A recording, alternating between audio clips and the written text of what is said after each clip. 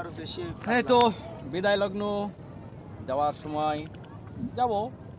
তো অনেক ঘুরলাম ফিরলাম, অনেক ভালো লাগলো, মজা লাগলো। পরিশেষে আমাদের এই যে ছোট পাইলট, আসলে পাইলট বলা যায় না, ওই ছোট্ট একজন নাবিক, মানে ছোট নাবিকের নৌয়ের এই মানে সুনিপুণ হাতের সুনিপুণ কায়দায় আমরা এই আপাতত এই পদ্মা পার হচ্ছি। আমার উপরে হার্ডিং ব্রিজ, পেছনে এই লালন শাহ সেতু। প্রিন্স, তুমি বসে যাও। মামুন, হ্যাঁ ভাই, কেমন লাগলো আসলে সারাদিন?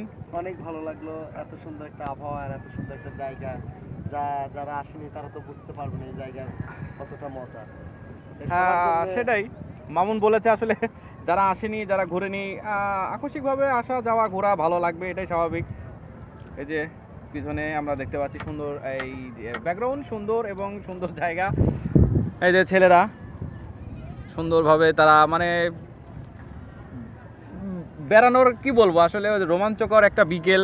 এখন সূর্য এখনো মানে অস্তমিত না, মানে ধীরে ধীরে হবে, এখন অনেকটা সময় রয়েছে আমাদের। সুন্দর এই যে নাবিক, তার সুন্দর হাতের কারিশমায় ধীরে ধীরে আমাদেরকে এই তরির দিকে নিয়ে যাচ্ছে।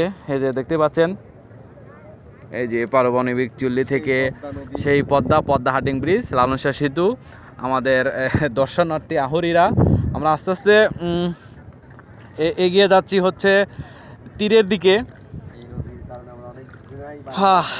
অনেকেই নিঃস্ব, অনেকেই সর্বশান্ত হয়েছে সেই নদী, পদ্মা নদীর অবস্থাতে কোনো সমস্যা নেই। এই তো আপাতত এই পর্যন্তই। ইনশাল্লাহ হয়তো আবারও দেখা হবে, আবারও কথা হবে।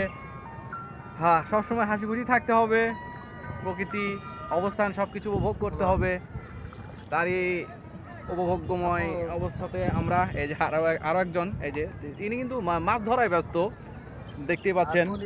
এই যে তো নাম কি শোনা তোমার? ও আসলে লজ্জা পেয়েছে একটা। Hi, hello, thank you.